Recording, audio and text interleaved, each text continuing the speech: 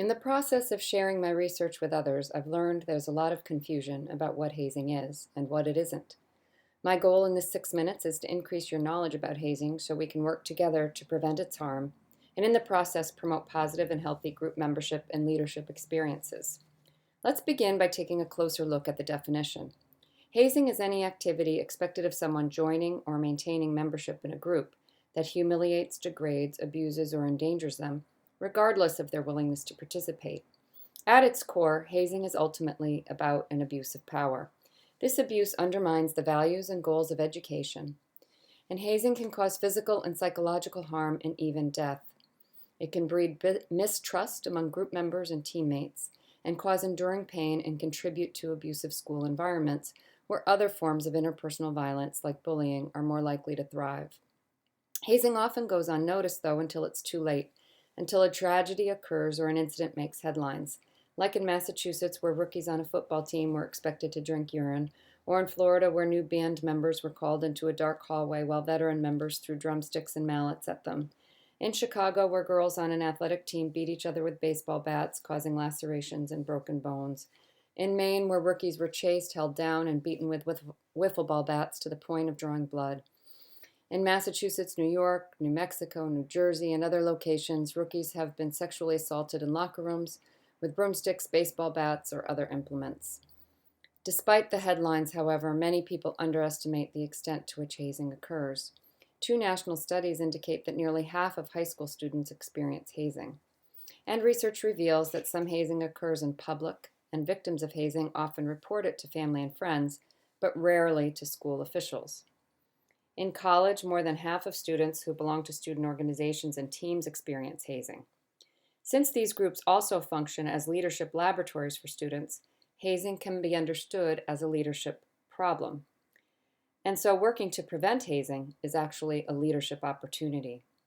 And data indicate hazing occurs in both public and private schools and across different types of groups, including athletics, performing arts, academic clubs, and even honor societies.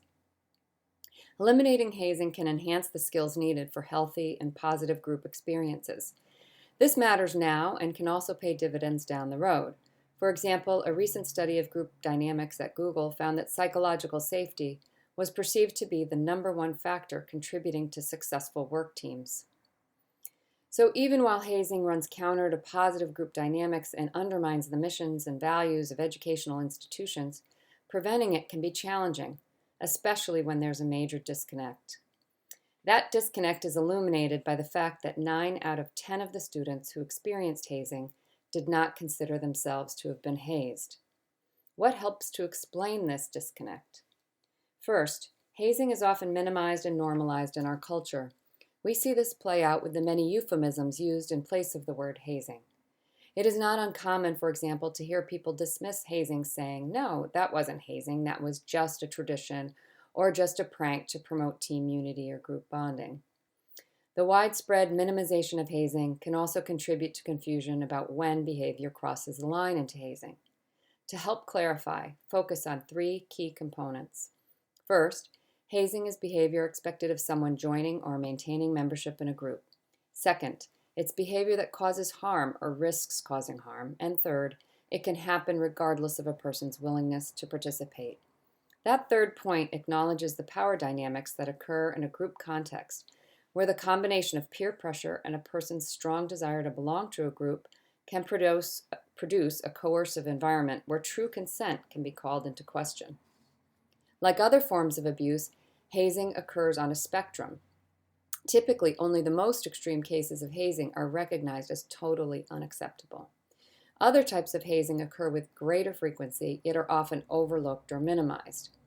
However, all the behaviors along the continuum are hazing and contribute to group dynamics where abuses of power can intensify and set the stage for the more egregious types of hazing at the other end of the spectrum, which in part helps to explain how well-meaning, good kids can get caught up in hazing situations that have very bad outcomes. Some will justify hazing by pointing to positive intentions for the activity, but the reality is there are other ways to achieve these positive outcomes, ways that don't risk abusing or endangering others. Just as students justify hazing based on perceived positive gains, some teachers, coaches, and even parents condone it or ignore it. Some of our research indicates that as many as 25% of coaches or student organization advisors knew about or participated in hazing. Given the harm from hazing and the extent to which it tends to be overlooked, what can be done to prevent it? What can you do? Well, you can help by refusing to overlook hazing and recognizing it's a community issue. It's not just about the apples, it's about the barrels the apples are in. In other words, it's not just about the students participating in hazing. It's about aspects of the school and campus culture and broader community that normalize it. Since we're all members of the community, we all have a role to play in making positive change, and you can make a difference in many ways. You can continue to learn about hazing and help others learn about it and the harm it can cause. You can make a commitment to share this information with family and friends by having discussions and continuing to seek accurate information about hazing. You can work to ensure that youth coaches have training about hazing and that teachers, administrators, family, and community members know how to recognize warning signs and know where to report a concern. You can show leadership by helping to plan positive non-hazing activities for group bonding and tradition, and you can refuse to participate in hazing. Or if you hear about it, you can speak up and report it. You can find more information about hazing and resources to help with its prevention on our website, stophazing.org. Each of us has a lot to gain by ensuring healthy, safe, and non-hazing environments in school activities and teams.